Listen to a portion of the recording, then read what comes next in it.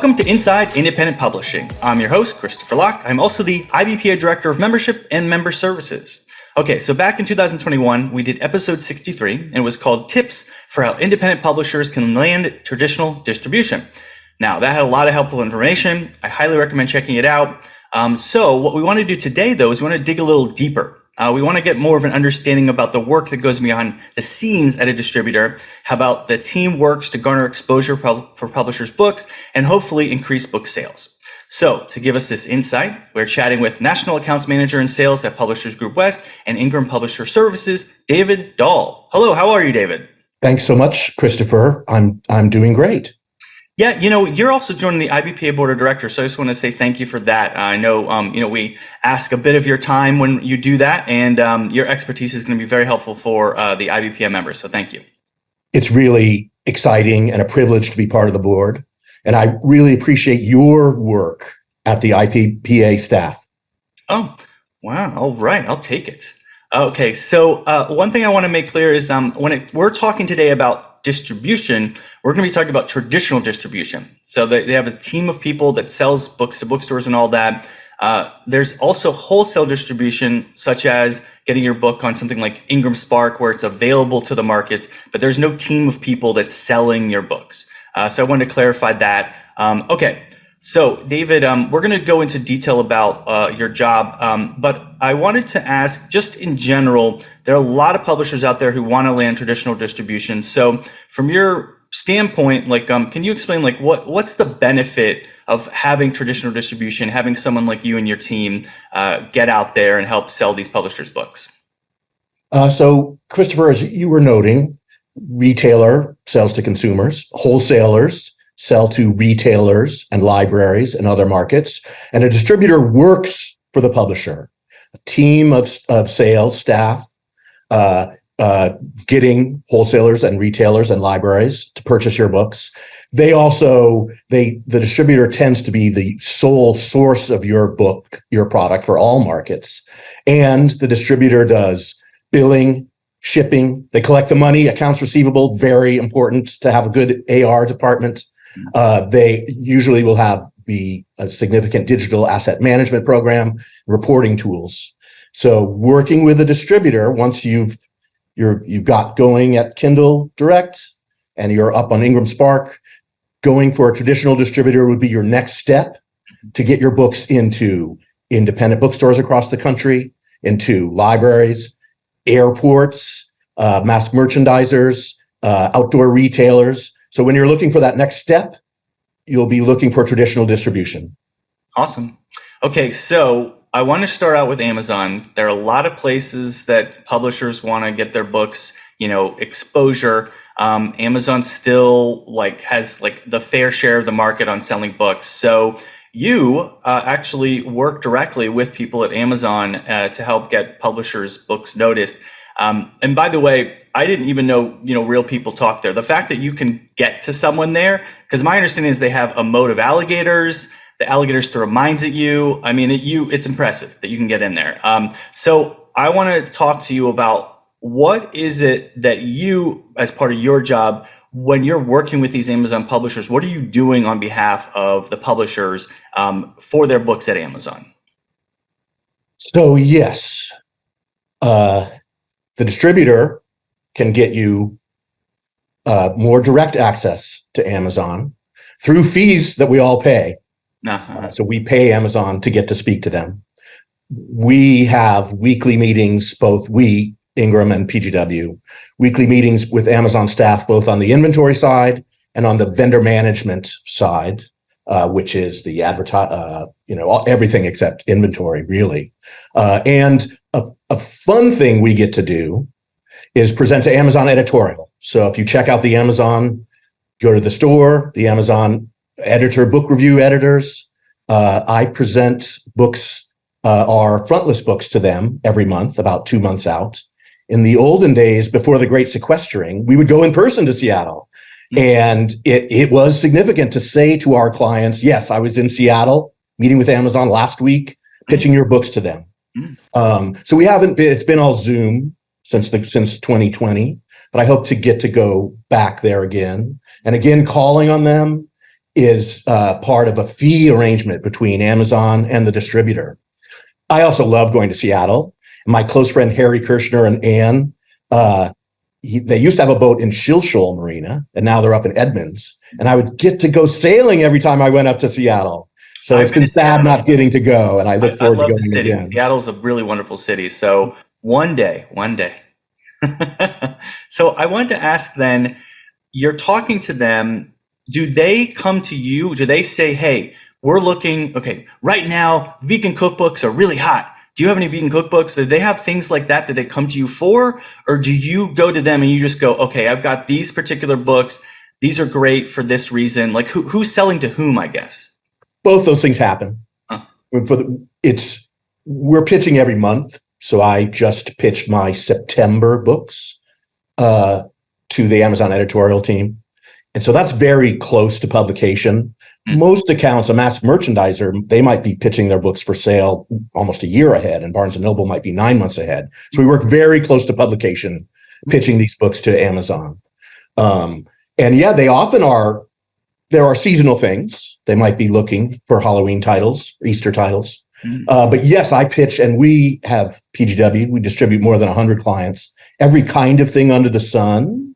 So I would, to the editorial team, you'd have to look and see what they feature. They don't necessarily feature business books. So the editorial reviews are somewhat category driven, but they're very broad.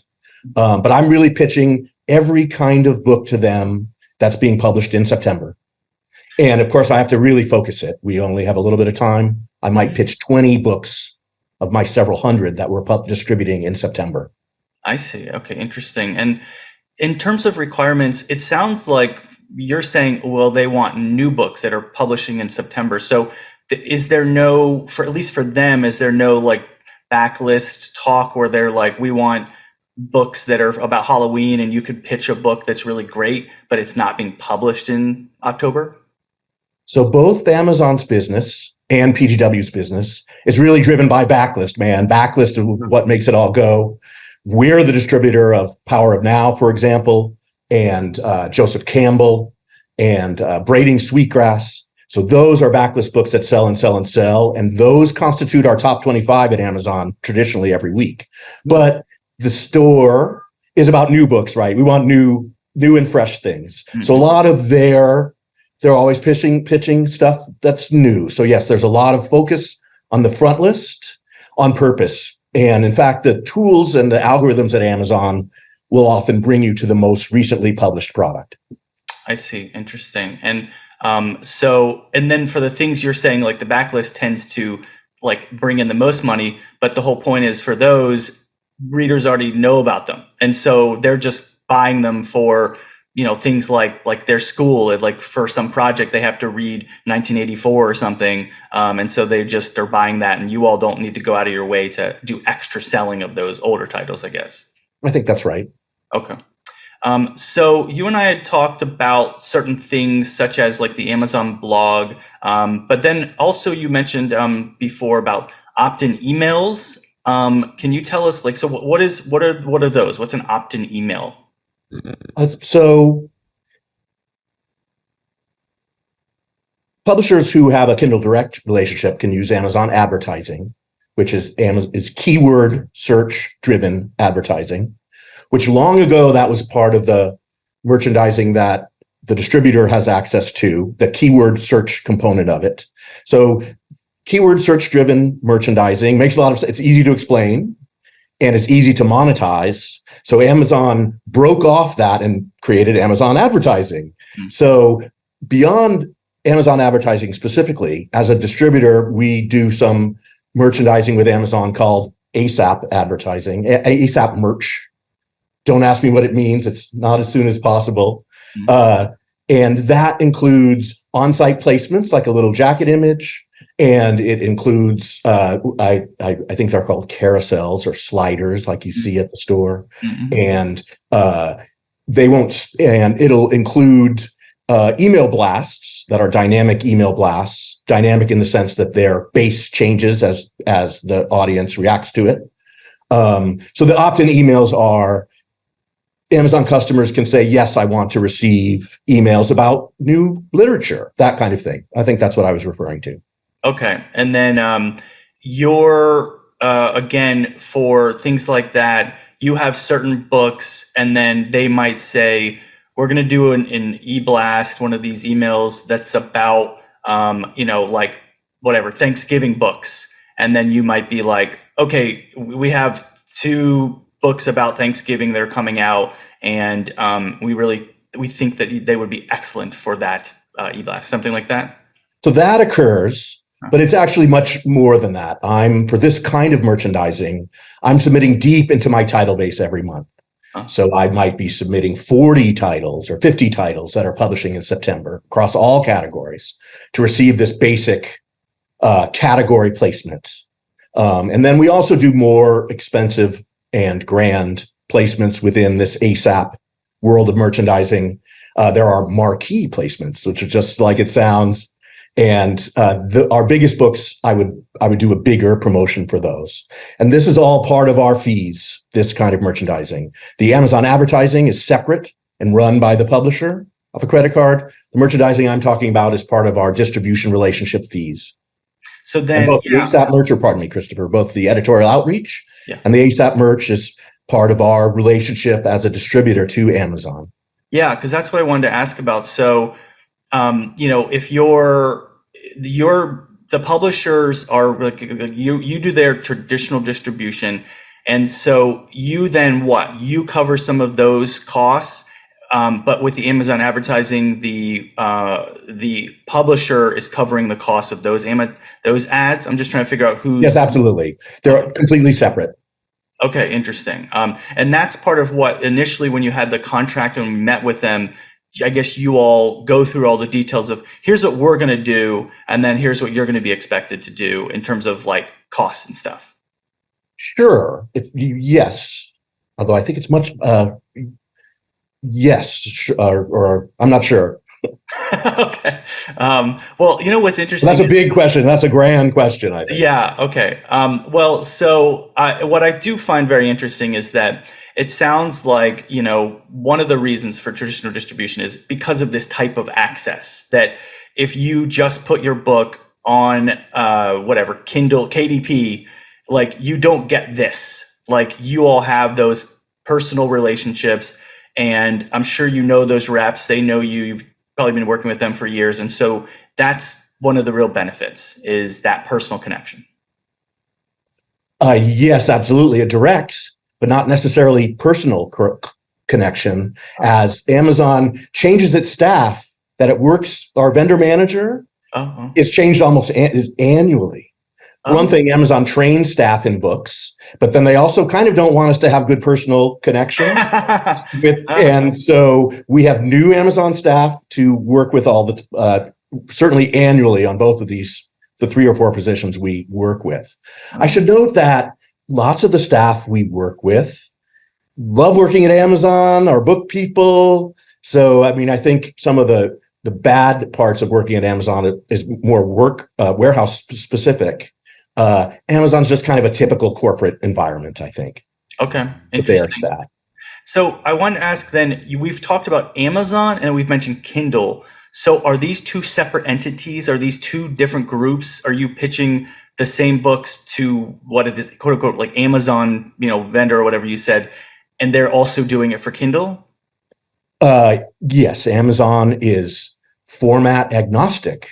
It's kind of Kindle prioritized. So yes, the stuff I'm pitching to Kindle.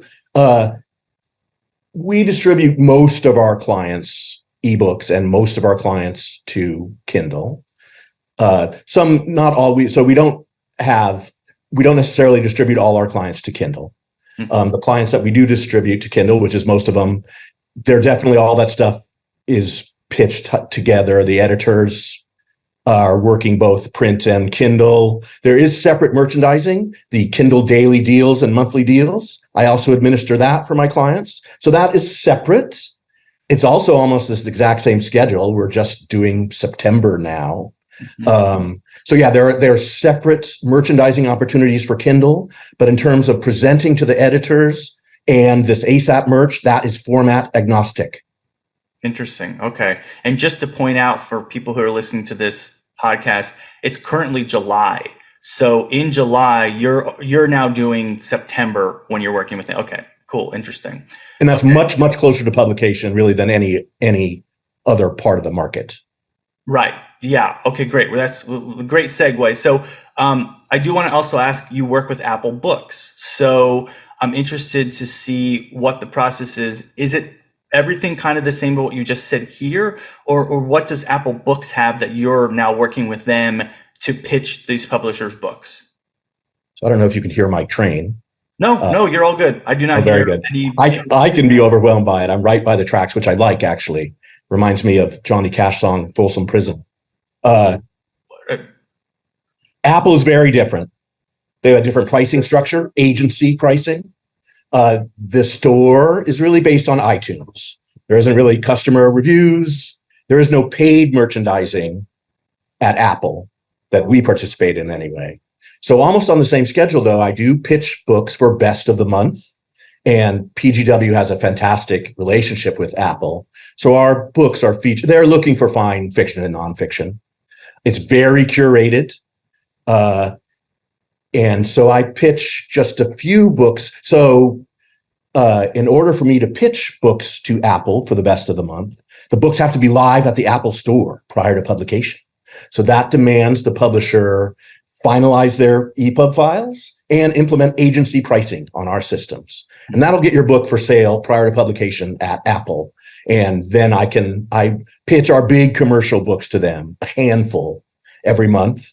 But we have some wonderful, Publishers Group West has some wonderful client publishers like Grove Atlantic and Europa Editions that are perfect fare for Apple, classy, how they want to present themselves. So very different scene at Apple than Kindle and Amazon. I see. So it's interesting because there's then like a personality to the types of products that because I mean, like my books are on Apple, but like it sounds like the ones that they want to highlight have a certain like criteria that they're looking for. So you said that is what, like you said, quote unquote, classy. So what are the types of books that they normally kind of like that I'm going to pitch this to them? I would think yours books, Christopher, would make that cut. Yeah, I did. Classy and commercial. I think you should always, and I'm not quite ready to go to this part yet, but go to the Apple store, check it out, see what they're up to. Mm-hmm. Okay. And so then before we move on, is there anything else about like Apple Books behind the scenes that it sounds like their best of the month is their thing. So they don't seem to have as many kind of options of things that like Amazon seems to have, like a blog or like all these other types of things that you all are working with them on that you're pitching. It's more than best of the month. It might be mysteries, or there may be category things, and there may be down pricing of mysteries for $2. But yes, much larger merchandising and advertising platform at Amazon than Apple. And Amazon is charging us and our clients a significant amount to participate in those things. And Apple isn't charging us anything for that aspect of it. Oh, interesting. Okay. So it isn't paid for placement at Apple. It really is curated. Interesting. Okay. But Apple is much smaller scale and billing than Kindle and Amazon. Okay. Yeah. I mean, I know that from all these stats I've heard, it's like, doesn't Amazon have like 80% of the market or maybe more? It's just like they just have like a huge share of like in terms of book sales, like they're still the behemoth where the majority happens online. Sure. I mean, I don't know what that I think of all print sales, Amazon's probably only like a quarter of that. Just all print sales, 25%. And it would be higher for a distributor, more like a third, maybe. But yes, Amazon is the big player for sure. And the Kindle is a much bigger player. Kindle is probably 60% of that market. Yeah, well, that's interesting because there's so many e-readers now. But it seems like people still locked into the whole Kindle thing and they still like Kindles. Because like I have an iPad and that's how I read my ebooks. I don't have a Kindle, but it seems like they still have a pretty... Are you using the Kindle app? on your iPad? Well, so when I download Kindle, technically when I go to Amazon and download their books, yes. But I mean, like, there are other places I get my ebooks, and then I'm just using, I don't even know. It's like the Apple, whatever, e-reader or something. Right. Yeah. That would be the Apple iBookstore basically. And that is who I'm pitching to. Like you and many of us, I read on this thing right here. Your phone. And I use Kindle, actually. I have the Kindle app loaded onto my phone, my Apple iPhone. And because I have all my books on there already, it's one-click ordering. It's a larger store than the Apple store. And we're used to the Amazon and Kindle platform. And so that is a source of frustration for Apple, that everyone is reading from the Kindle app on their Apple device. Yeah. Oh, yeah. Well, I bet if they could, they would find a way to remove it or something. But that's probably the savvy of Amazon to make Kindle's an app that's available on all devices. Yeah. Okay. But also, the e-reader is a fascinating phenomenon. It's a dedicated thing. Yeah. I mean, might say it was, I don't have an e-reader and I don't want a dedicated e-reading device, but I think they sold 50 million of those things. So I think you could hardly say it wasn't a failure. Yeah. No. Yeah. So I want to ask about bookstores then, because that is a whole other process. So let's talk about, in terms of, now we've talked about Apple Books and then Amazon and Kindle. So how is the process different or maybe similar when you're doing all this pitching to bookstores? Like, then I'm talking about physical bookstores. So we meet with our clients. Here's my train again. Seasonally, 2 or 3 times a year, meet with almost all, our many active clients. And pardon my train. You're okay. And that is more like 6 or 9 months out. A lot of our focus is on the independent bookstore and the independent market. And we have a fabulous in-house field rep force of 10 or 12 staff, and they work from home all over the country. And they're an incredible part of the Publishers Group West organization. So we all meet, and we have dedicated staff to each market. Baker and Taylor. We organize, even though we're owned by Ingram, we get the right numbers of books into the Ingram wholesale warehouses. So all the sales force is meeting together with all the clients throughout the year in a regular way, each on their own selling schedule. And we're about to have winter sales conference with our field sales. And so that'll be books that are published that's next week. And that's books that are published in December, January, February. Okay. And when you all are meeting with them, I know bookstores talk about curation. I mean, there's certain bookstores that are literally, it's like, like mystery books or like just very specific types of books. But then there's other things like Barnes and Noble that just tries to have everything. And so I imagine your staff then is doing that same thing where you're talking about, like, you're going to your list, and when they go to these reps, they're ready with, okay, this is what I think this particular bookstore is going to be interested in, right? You all are kind of doing that work on your end. Absolutely. Or as they say on the radio, 100%. Okay. Sorry, I lost my chain of thought. Go ahead. Yeah, no, well, yeah. So I'm interested then, how is that relationship where they also then maybe, because you probably have these relationships where you know in advance what they're going to be looking for, but same thing. Do they then come to you also and say, what's the most likely bestseller, or what's your new hottest book on this particular topic, or what's that relationship like of what they're looking for versus what you're trying to pitch to them?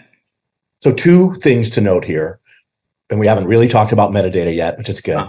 But one thing we love and insist upon in our metadata is author residence. The field reps love to know if the author is going to be in their store. They want to know both the author residence, if it's in the United States, and what their favorite local bookstore is. I won't put you on the spot, Christopher. My favorite local bookstore is Mrs. Dalloway's on the Berkeley-Oakland border.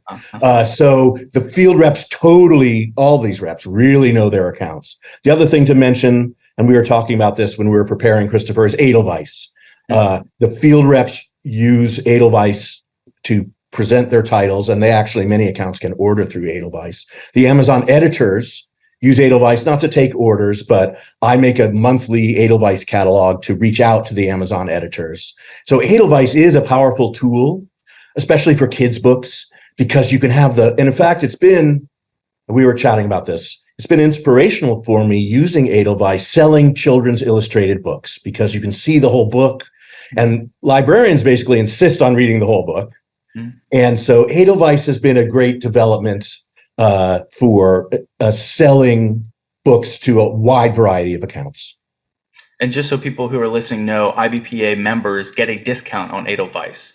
So it's helpful. It's a really amazing tool, but it is kind of on the pricier side. I mean, it's a powerful tool, like you said. So but you can go to our website and learn more about it.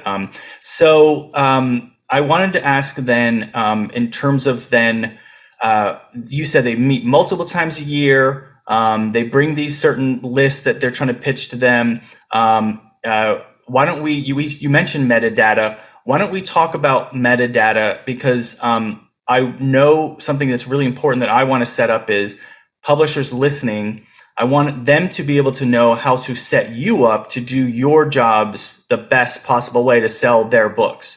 So in terms of metadata, such as the description of the book and all that, like what can they be doing to make sure that you are set up to sell their books the best? So no matter what platform, if you're using a distributor or you're a Kindle Direct publisher or an Amazon Advantage relationship, you're going to be responsible for metadata. At Ingram and Publishers Group West, we have Core Source, which is really the digital asset management platform of record for the publishing industry. Really, many are non-distributed big publishers use Core Source. So you use that digital asset management platform to provide all this information that goes to all accounts, Amazon and every other account. And it's a lot of very ticky-tack work doing it correctly, entering all this information into whatever digital asset management tool that either your current platform or your distributor demands of you. I'm not sure if that's an answer. It steps towards an answer, Christopher. Yeah, well, so I wanted to ask then, like, they give you their metadata, they fill it out.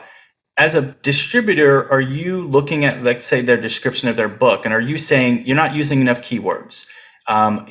This description is not, it's the plot, but it's not, I don't know, exciting enough or thrilling. Like how much feedback as a distributor do you go, hey, look, I'm talking to these people directly, and I'm telling you, I think you need to fix blah, blah, blah. Like, how much feedback do you give them? We at PGW give a vast amount of feedback, more than the clients want. That's not true. So, and that takes place in these seasonal meetings. So we absolutely look at the product description, the keywords, the bullet points, the author residence, as I mentioned. We definitely are reviewing the metadata that either goes out onto the Amazon detail page or goes to the other bookstores. We do that work very closely, and we have a huge staff working on these things. Okay, interesting. And I guess what's nice about that is that you all know about things like SEO, and you know about keywords and that. So you're great to give feedback, because then they're like, oh, I didn't realize we should be using this word, for this type of book when people are searching for it. Like, I mean, I imagine you're giving that type of feedback, and that's really helpful. No, I think that is right, Christopher. And that's a key point about having a distributor. You've got all the staff with expertise in all parts of the marketplace. So a distributor is a great resource of information, both from printers to publicists to this kind of metadata we're talking about. So working with a distributor will provide you with a big expert staff to bounce ideas off and to help you. So we just talked about then how they can set you up for success. I do want to ask, are there common mistakes you see that publishers make when they're trying to work with you and your team, or, there are things that they do where you're like, gosh, this is actually harming the success of this book? Any tips on stuff like that? Definitely for frontlist books, as your books slip, providing your distributor or Amazon the correct new release date of your incoming book is very important. So books are physical objects. They have to move through space and time. Amazon likes to receive books, call it 10 days or 12 days before the pub date, the release date on the detail page. And so and that's the information we're providing them, that pub date. And to get there, to put them away, to start them getting going so that they can get them to their customers the next week. They have very strict rules about when they need to receive product, and they will charge us back if we fail to provide that information accurately. Mm-hmm. So slippage of front list and keeping your distributor and Amazon abreast of the real time your book is being published, that's a really key thing and a thing that we work on all the time. And then so you're the distributor. So what, the publisher gets you the files and then you all are in charge of printing of those books? Or we work close. They are responsible for they work with the printers, but we also work directly with the printers on taking those books from the printer. So we have the publisher is responsible for the printing, but we're also working very closely with the printer and the publisher for getting us these books. And sometimes we do things like drop ship books, which means rather than bringing books into Tennessee, we'll send them over directly to the Baker and Taylor warehouses. I see. Because something I was thinking about is just, like if the book's ready, but there's something that goes wrong with the printing of the book, I mean, you all get them and you go, hey, the cover's really dark, or something like, I imagine there must be some kind of like stressful moments where you have to adjust things because you want to meet that deadline, but now you've got, 200 books or something that are printed poorly or something. Sure, 10,000 books that are printed poorly. Definitely. Yeah. And, the supply chain issues that we always talk about, hugely significant for publishers because they've got publicity lined up. Oh, my author's going to be on the third hour of the Today Show, and my book is somewhere in the Santa Monica Bay. It's safe, but it's on a container in the Santa Monica Bay. So yeah, those things are really important. And actually, here I have a prop. And a book we're really proud of right now, The Covenant of Water by Abraham Verghese. Huge best-selling book right now. It was Oprah's book club. So we had to sticker it with Oprah's book club stickers and not let anyone know. And so we released tens of thousands of copies and we had to make sure no blogger heard about this information before the release of the book. So yeah, we're struggling with these things, release dates, issues with printing and publicity all the time on a client by client and title by title basis. So before we go, I do want to ask in terms of publishers thinking of trying to land distribution. What are the types of books, I don't know if you personally, but maybe PGW, what are you all looking for that you want to represent? That they go, that you can say, okay, when you fill out your application, these books are more likely because we're really looking for these right now. So Christopher, I'm glad you got to this question because it certainly isn't a category. To prepare for this podcast, I rewatched Andrea, our CEO's January podcast, which I highly recommend to viewers. It's both inspirational. It's inspirational and it has real things to do. And Andrea talks about owning your market. You need to own your market. We're looking for clients and distributors are looking for clients who know what they're doing. You need to know what kinds of stores your book is sold at. You need to know the price and the format of other books like yours. You need to know what sort of publicity is driving fans to buy books like yours. I still hear from authors and publishers, oh, there's no other book like this. Well, Christopher, that's never true. Books exist in a network and people in a network of relations, and it's a wonderful thing. So you need to consider your audience. There's going to be some audience for your book, and you need to know about it. You need to own your market, as Andrea says. Go to your local independent, talk to staff, buy books there, and have a relationship with them. Yeah, that's interesting. I agree. I know we hear this a lot, but people, in terms of categories, or genre or something, and they go, it's a whole new genre. Like this just is the, and you're like, is it mystery thriller? I can't tell. And you're like, I'm telling you, when we put it in a bookstore, we need to put it on the bookshelf somewhere. And it's because readers are looking, they want a type of book. They want to know, okay, I just am in the mood for a romance, And so if you try to fight these categories, you're just hurting the readers out there who are looking for your type of book. And it sounds like you all you want to work with publishers who you feel like they've done their homework and that there's going to be like a long-term relationship, and that they like you said, they know their market. They're not coming to you and going, hey, I don't really know how to sell my book, so can you do that for me? That's not what traditional distribution is. No, that's totally right. Yeah, that's more like a publicist that you go, that's who you go to, and you're like, I don't know how to sell my book, and they go, that's my job. No, I think it's a good insight. And the books we love are these books that blur genres, but they still have to go somewhere, and people buy other books like them. And so the publisher really, no matter what stage they are, needs to be all over that. So before we end, Publishers Group West, if someone wants to apply, a publisher wants to apply, like what's that process like? Where do they go? What's all that stuff? Just go to pgw.com, and they're listed. There's a way to communicate with us about new clients or beginning distribution. Christopher, I would say that all the distributors want new clients if it's a good fit for both parties. So I would do that for just check it, go online, write them a note, see what kind of reaction you get, and that'll point you in the right direction. But yes, pgw.com. I'll say the name Kevin Votel is our VP in charge of bringing in new clients. We're bringing in new clients all the time. Okay, good. Yeah. And then also, you all are with Ingram, you're under the umbrella of Ingram Publisher Services. So ingramcontent.com. They have like Ingram Spark, which of course we didn't even talk about. That's something different. They have Lightning Source. You all are talk about behemoths. You all are like the distributors of the world. Like you're the place that everybody should know about.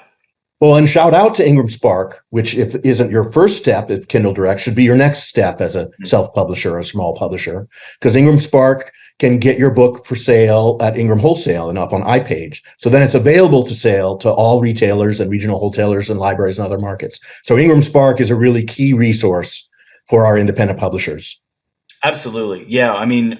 So IBPA also has a member benefit with Ingram Spark, and before something like that existed, it was like near to impossible to get books easily into all of these different markets. So to have that avenue, to have a place that if a bookstore is interested in your book and they can buy it wholesale, it's so vital. So yeah, it's a really important resource that people should be taking advantage of. Absolutely.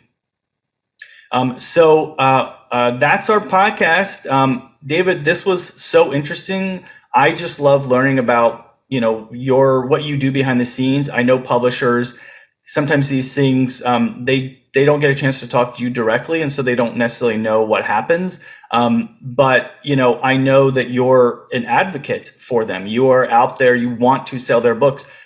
Literally, you all don't make money if you don't sell their books. So there's, that vested interest, but I also know you're a big book lover. And so you're doing it because you care, you genuinely want to get these books into the market. So, thanks for being out there and helping indie publishers get into the market. Thank you so much, Christopher. And thanks for the very good interview. You really made it easy and good. Oh, great. Fantastic. Okay. So if you also want to learn about IBPA, you can visit ibpa-online.org. Make sure to subscribe to this podcast, and it drops new episodes the last Thursday of every month. We greatly appreciate you listening, everyone. And again, David, thank you so much. I look forward to seeing you at the board meetings and all that. And thanks again for all that you do for indie publishers. Thank you, and you.